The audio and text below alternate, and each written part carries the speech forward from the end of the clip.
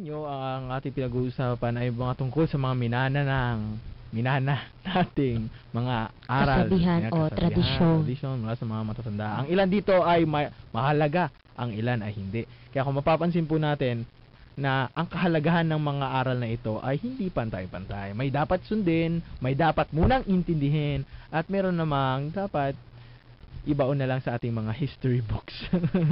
Kadiwa Megan, meron tayong mga text dyan, no? Oo. Kadiwa Megan. Meron po tayo isang text na mula kay Kay Torres, 15 years old from Bulacan. Para sa akin, isang pagpapahalaga sa mga ninuno natin ang pagsasagawa sa mga kultura at tradisyong minana natin. Ang kultura ang salamin ng bansang Malaya, kaya dapat napanatilihin at mahalin.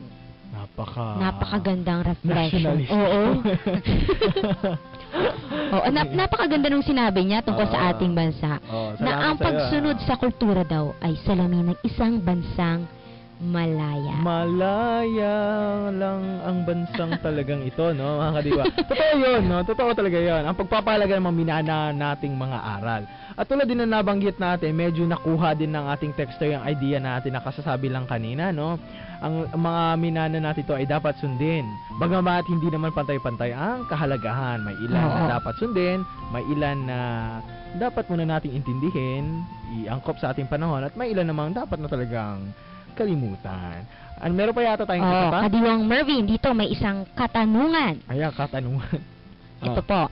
Totoo po ba ang kawikaang ang taong maraming kaibigan ay taong walang tunay na kaibigan? I'm Emer, 15 years old from Norzagaray, Bulacan. Aba, dami tayong listeners dyan sa Bulacan, ha? Emer ba? Emer. Kadiwang Emer. Ikaw ba ay marami din kaibigan kaya may tinatanong? Pag ikaw ay nagugulahan, no? Curious lang siguro siyang malaman yung sagot. Yung sagot. Kadiwang Maika, ano ba sa tingin mo? Siguro para sa akin, siguro dapat siyang mag-reflect dun sa sarili niya. Kung paano ba siya nagiging isang kaibigan, isang tunay na kaibigan sa kanyang mga kaibigan. Kasi diba, kung ano yung ipinapakita natin sa ating kaibigan, syempre, yun din yung babalik sa atin. Kasi, kung ikaw ay isang naging tunay na kaibigan, syempre, yung mga kaibigan na pinakisamahan mo ng mabuti, tapos, naging isa ka talagang tapat na kaibigan, maaasahan, ganyan. May tendency na ibalik din nila sa'yo yung kung anong ginagawa mo sa kanila. Diba, yung golden rule? Oo, yung golden rule. Pero alam mo sa akin, yung sa katanungan na yun, sabihin ko, hindi totoo yun. Kasi marami akong kaibigan, pero may mga tunay akong kaibigan, Kasi nga, di ba, sa lahat ng mga meron ka, merong best.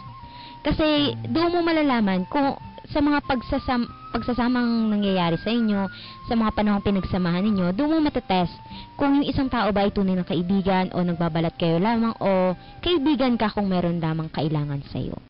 Megan, siguro gusto din niya ding malaman or gusto din niyang ipabadit kasi sa atin na, oo nga, madaming kaibigan, pero konti lang talaga yung nagiging tapat. Kumbaga yung iba nagiging kaibigan kasi kakilala, pero hindi ganun talaga yung sinasabi na kaibigan na malalim na yung napagsamahan. Nandun na sa level of friendship. Parang sa natin. Di ba sabi natin kanina, may mga taong may mga taong nagdadasal, pero nagdadasal sa bahay pero ayaw magdasal sa simbahan. Maraming taong ganyan at kokonti na lamang ang nagkakaroon ng pagninilay na alam nila na pinapahalaga nila yung esensya nung banal na Eucharistia ng mga kapatid. Kadiwang Emer, hindi ko alam kung minana ba talaga yan mula sa matatanda. Kung sasabihin ba talaga yan? Pero kadiwang Emer, no, maraming sama sa isa yung pagte-text. At para naman sa amin, no, hindi naman talaga sukatan ng pagiging tunay na kaibigan ng porkit ako'y maraming kaibigan marami na ibig sabihin nun ako'y gulong-gulo, windang na windang ako at di ako makapili sa kanila na isa ng masasabi ko tunay na kaibigan. Pwede naman tayo magkaroon ng tunay na kaibigan, no? Hindi lang naman iisa pag sinabi nating tunay na kaibigan. Ikaw ba, Pag sinabi bang tunay na kaibigan, isa lang ang ibig sabihin nun. Hindi. Oo. Masasabi mo ba, Kadiwang Emer, dahil, ang dami-dami kong mga kaibigan, pero nasa isip ko parang iisa lang ang aking tunay na kaibigan. Sino kaya dito? Ayan, mag-iisip ka pa. Diba? Hindi mo Isipin ba siya, no? Nawindang ka pa. Nawindang ka pa dahil naisip ka pa. No? Oo, kasi alam mo ko Kadiwang Mervin, kasi na ano ko rin yan based on experience na Oo. may mga may mga friend ka pagdating sa love life mo. May mga friend ka pagdating sa family problem mo. May mga friend ka pagdating sa personal life mo, 'di ba? Talagang doon mo sabi ko nga kanina, ba nasa level of friendship? Ayun, level of friendship lang yan, Kadiwang Emer, no? Kaya kung maiisip din natin, no, mari namang, dahil siguro kung marami ka mang kaibigan dyan, no, siguro naman hindi lang iisa dyan ang tunay, no? Marami din naman siguro dyan. Marahil, para sa Jesucristo din, mayroon siyang 12 kaibigan, pero iisa lang naman ang hindi niya naging tunay talagang kaibigan, di ba? Oo. Si Judas, may nang Judas sa kanya. Di ba, Kadiwa, no? Hindi natin masasabi yan sa dami na iyong kaibigan, no? Masasabi mo lang din yan sa sarili mo, tulad na nabanggit ni Kadiwang, Maika. O sa level of friendship talaga. Talagang to the highest level na. Nabanggit ni Megan. O mari din naman, hindi naman yun na babase sa bilang, no? Maraming salamat sa iyo, mga texters natin, sa inyo, mga texters namin mula sa Bulacan. Kung meron pa kami mga pahabol na text, bukas pa kami hanggang 9:45. Mga Kadiwa pala, balikan din natin ang ating